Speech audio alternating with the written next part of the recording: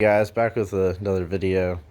Uh, so yeah, I bet you're wondering why I have these motors in my garage. Well, that is my old motor that came out of my F-150. And yeah, it broke a valve in the passenger cylinder head.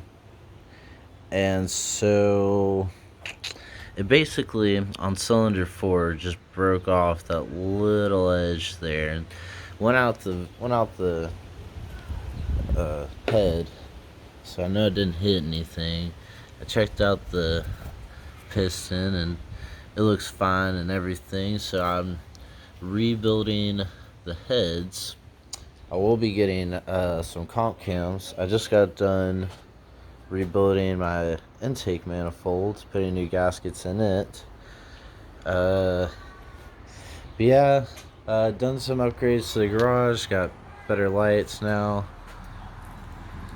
Garage is kind of a mess just because I've been tearing this thing apart. Haven't really had a chance to clean up much. I did a little bit last night, but just not not complete. I will be going back with BBK shorty headers instead of the old used out manifolds. Gonna go straight pipe. You see the exhaust system over there in the back. It's just it didn't even have cats on one side. Like the catalytic converters were just completely blown out of it. So I'm replacing that with some straight pipes. And I'm gonna go out the side like the lightning exhaust. And kind of the story on this motor here. I ordered a 2002 4.6 2 valve so I could get the PI heads, and they sent me this 98 Windsor, which, as you can see, has distributors. My truck has coil on plugs. So this was an issue just to even, I mean, I couldn't even install this in my truck if I wanted to. So I've been waiting on them for almost a little over half a month now for them to come get this motor, and they still haven't said anything yet. I'm on a waiting list apparently.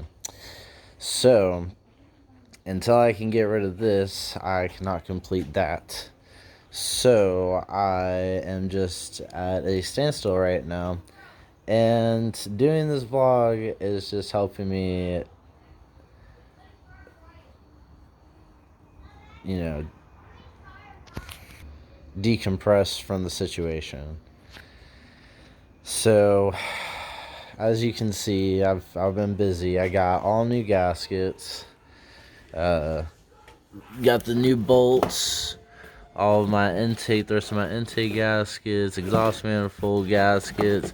Even got a new rear diff cover gasket, because I noticed that my seal job on the last time that I did it started leaking. So this time I'm going to use a gasket instead of RTV silicone.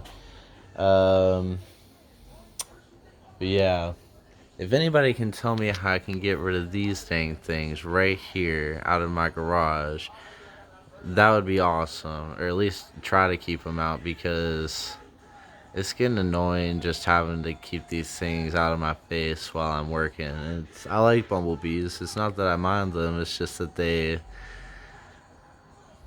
sting, and I have children, and I want to work out here in peace. So if anybody has any suggestions, please hit me up in the comments. Been messing around with some audio stuff here lately. Just that was the old speaker out of my truck, and I just wired it up to a little amp and everything, and it was working for a minute, but now it's not. So I just got my speaker up here on my light. But yeah, this is what I'm driving in the meantime. This Hyundai Santa Fe. It's a pretty quick little car. It is not the all-wheel drive. It's only front-wheel drive. It is the 6-cylinder, so it is kind of peppy. Just did the oil change on it, and yeah, that catches everybody up. If you're wanting to know more about these upgrades I'm doing, that is a MMR rear main seal plate, and it's supposedly supposed to strengthen the rear of the block. As you can see, flush mounted Allen key bolts, super easy to install. I would suggest getting the little tool to help put on the rear main seal. It helps out a lot. I didn't have it. I ended up banging up the bottom of my new cover a little bit, so I am a little upset about that, but you know, that's what happens when you don't have the right tools. Ended up finding out that the reason that I broke the valve was because my tensioner broke, and it was stuck in a position where the chain had slack, so of course, you know, it came out of timing a little bit, and guess I crunched a valve. We'll be replacing the oil pan. Somebody stripped out the bolt hole, and I ended up having to use a one of those replacement bolts that cuts new threads. But I did, for when I do get my new oil pan, I got me a nice little blue anodized oil drain plug with a magnet, I might add. I don't know what all kind of stuff is going to be running through there at first, so I wanted to make sure that I got something that was going to be somewhat of some insurance.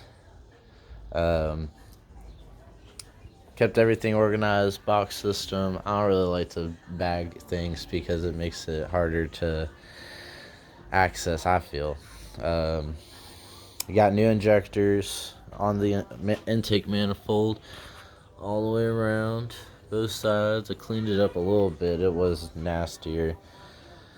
Ended up finding a leak from the coolant on the thermostat housing. It started leaking a little bit because the previous shop that did the pressure test on it and got all the gas out of all the air out of the cooling system, they didn't tighten down the bolts very well, so it ended up leaking, and over time it just got all over everything. So I've done a lot of cleaning to this stuff, and it's not perfect, but I've been cleaning for like the past 2.5 weeks, which I will say, not an endorsement, not paid, but Spray 9, some good stuff.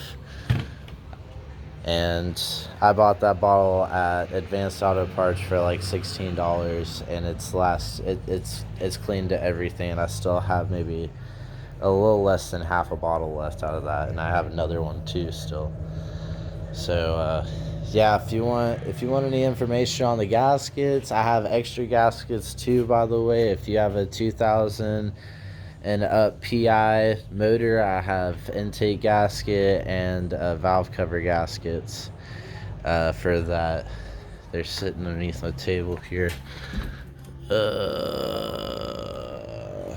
I lied. They're not sitting underneath my table. They're sitting in this box protected, which I can't pull it out right now because I have my intake manifold in the way. But yeah, like I said, if y'all have any questions about that, I'm trying to get rid of it, make a little bit extra money so I can keep buying more parts for this thing. If you want to know more about the cams, stay in tune, because it's not going to be crazy or anything like that, but it will be some mild cams that I'm throwing in here. I'm not going to have to do too much to the valve train system as far as piston to valve clearance. So yeah, just stay tuned for that. If y'all want video of the process, my dad works for Comp Cams, and I would be more than happy to get that video for y'all if y'all want it. So just let me know in the comments. I really appreciate y'all for viewing. Again, this has been quite a trip rebuilding this thing, and it'll be basically brand new when I'm done with it, besides the short block. I haven't taken apart the pistons or anything, so should be fun. Stay tuned.